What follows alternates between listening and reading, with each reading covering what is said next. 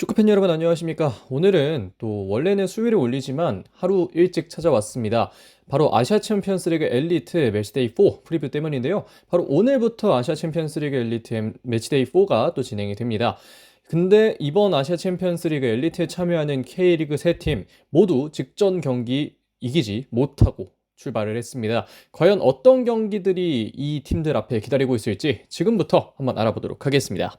본격적으로 들어가기 전에 현재 동아시아 아시아 챔피언스리그 엘리트 조별 순위를 보도록 하겠습니다. 1위는 울산으로 시작을 하고요. 빗셀고베, 강원FC, 마시다제비야, 상하이선화, 서울, 조르다르 탁짐, 산프레체 히로시마, 멜버른시티, 청두룽청, 부리람 유나이티드, 상하이 하이강 순서로 현재 동아시아 아시아 챔피언스리그 엘리트 조가 또 짜져 있는 상황입니다. 자, 이제 본격적으로 매치데이 4 프리뷰를 진행해 볼 텐데요. K리그 구단들의 매치데이 4 경기는 다음과 같습니다. 먼저 11월 4일 화요일 19시에 서울과 청두룽청의 경기가 있고요. 같은 시간 산프레체 히로시마와 강원FC의 경기도 펼쳐집니다. 그리고 다음날 11월 5일에는 빗셀고베 그리고 울산 HD의 경기가 또 벌어지게 되겠고요. 홈에서 경기하는 건 서울, 원정에서 경기하는 건 강원과 울산이 되겠습니다. 자, 그러면 첫 번째 경기 보도록 하겠습니다. 11월 4일 화요일 19시 서울 월드컵 경기장에서 벌어지는 FC 서울과 청두룽청의 경기입니다. 먼저 홈팀 FC 서울을 보도록 하겠습니다. 서울의 현재 순위는 6위입니다.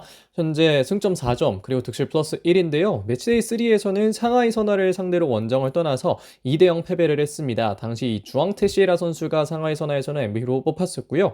서울이 아무래도 원정을 갔을 때 패배를 하면서 약간은 또 아쉬운 결과를 가지고 왔긴 했는데 상하이 선화야 워낙 또 강력한 팀이니까요. 그런 것들은 차치하고 볼 수 있겠는데 직전 리그 경기 대전 하나시티즌과에서 3대1로 패배를 했던 것은 약간의 아쉬움이 있었습니다. 포지셔닝에서 아쉬웠다고 제가 리뷰 영상에서 말씀을 드린 적이 있었고 공격적인 부분에서 조금 더 세밀해야 하는데 그렇지 못한 부분들이 서울에게는 아쉬움으로 또 다가왔었는데요. 현재 클리말라 선수의 출전이 어려운 것을 제외하고는 또 라인업이 어느 정도는 짜져 있는 상황입니다만 서울의 최근 흐름 자체는 약간은 아쉬움이 없지 않다. 이렇게 좀 말씀을 드릴 수 있겠습니다. 이어서 원정팀 중국의 청두룽청 보도록 하겠습니다. 청두의 현재 순위는 10위입니다.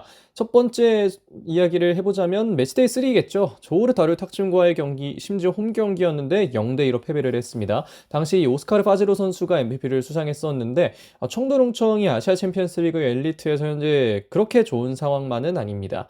아무래도 청두룽청이 리그에서도 최근에 좀 좋지 않은 흐름에 있는데 그런 것들이 아시아 챔피언스리그 엘리트에도 좀 반영이 되고 있다고 생각을 할 수 있겠고요. 직전 경기였던 허난FC와의 경기 선취골을 시작했습니다만 막판에 또 역전패를 했고 결국은 우승 경쟁에서 탈락하고 말았습니다. 어쨌든 우승 경쟁했다는 것 자체는 좀 좋게 볼 수도 있겠습니다만 최근에 흐름이 좋지 않았다는 건 여전히 아쉬운 점으로 남을 것 같은데요. 현재 그루핑켈 선수, 이 윙백 내지는 윙어를 볼 수 있는 선수가 출전이 어려운 것을 제외하면 징계나 이런 부분에 해당 사항이 없습니다만 최근의 흐름이 아쉽다는 점이 청두에게는 좀 아쉬운 점으로 다가오고 있지 않을까 그렇게 좀 볼 수 있겠습니다. 자, 이번 경기에서 관전 포인트 세 가지를 뽑자면 첫 번째는 서정원 감독과 서울의 맞대결 결과입니다. 역대 서울전 수원 감독을 맡아서 4승 8무 12패를 기록했던 서정원 감독은 서울에게 약했다고 볼 수 있겠는데요. 바로 직전 경기였던 2018년 8월 15일 경기에서도 1대2로 서울에게 패배를 했었습니다. 당시 수원의 득점자가 또 대안 선수였기 때문에 약간의 또 서울 팬들은 이겼지만 열받는 그런 결과였을 수도 있겠는데 어쨌든 서정원 감독이 서울에게는 강하지 않았다. 이런 점들이 서울에게는 좋은 포인트라고 얘기를 드리고 싶고요.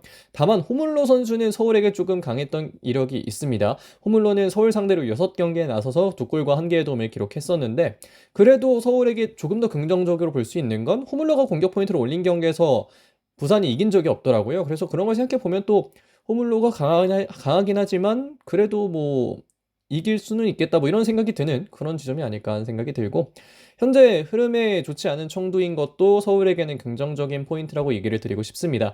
현재 공식 경기 3경기 연속 무승을 기록 중인 청두가 멀티 실점까지 하고 있기 때문에 이런 부분들을 서울이 잘 공략을 해야 될 걸로 보이고요. 이번 경기의 키플레이를 뽑자면 최전방, 둑스, 그리고 펠리페의 다툼을 한번 보시면 좋을 것 같습니다. 자, 그러면 서울과 청두롱청의 경기 프리뷰는 여기서 마무리하도록 하겠습니다. 자, 다음 경기로 넘어가 보겠습니다. 11월 4일 화요일 19시 히로시마 축구 경기장에서 벌어지는 산프레체 히로시마와 강원FC의 경기입니다.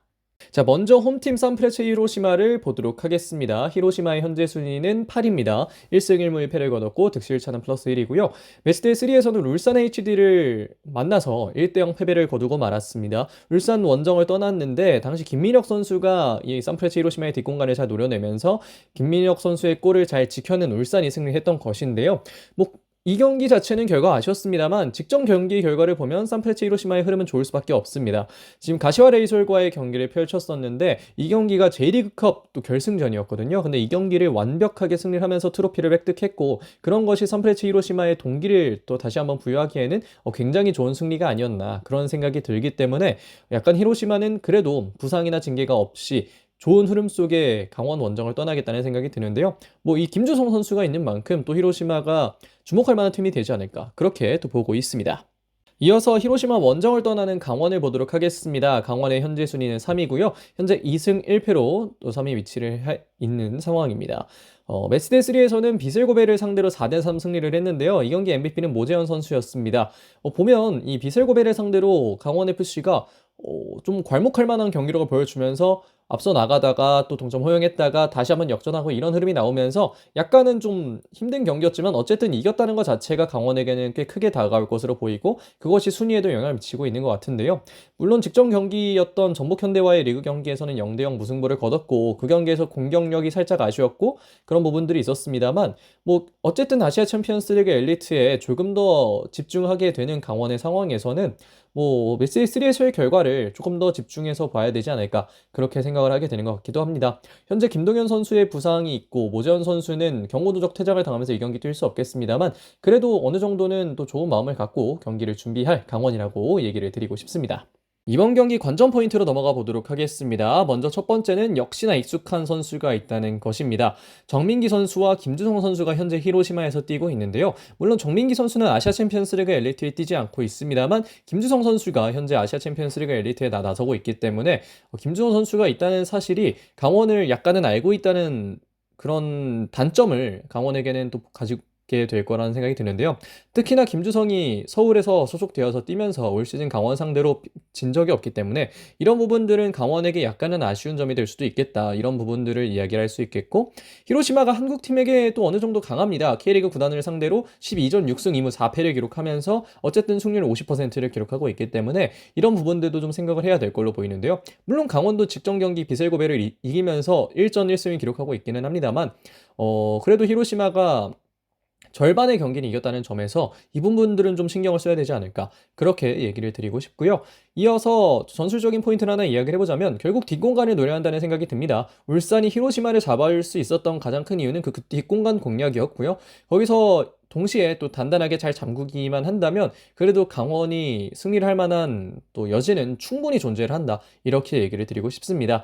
이번 경기 키플레이어는 저메인 류오 그리고 김대원 선수를 뽑아보고 싶은데요. 이 두 명의 또 2선 내지는 공격수들은 또 좋은 득점을 만들어낼 수 있고 그 득점을 통해서 팀을 승리로 이끌 수 있는 선수들이기 때문에 이 선수들의 플레이를 한번 지켜보시면 좋겠습니다. 자, 그러면 산프레체 히로시마와 강원의 경기 프리뷰는 여기서 마무리하도록 하겠습니다. 자, 이번 라운드 마지막 경기 보도록 하겠습니다. 11월 5일 수요일 19시 고베 미사키 공원 경기장에서 벌어지는 비셀 고베와 울산 HD의 경기 보도록 하겠습니다.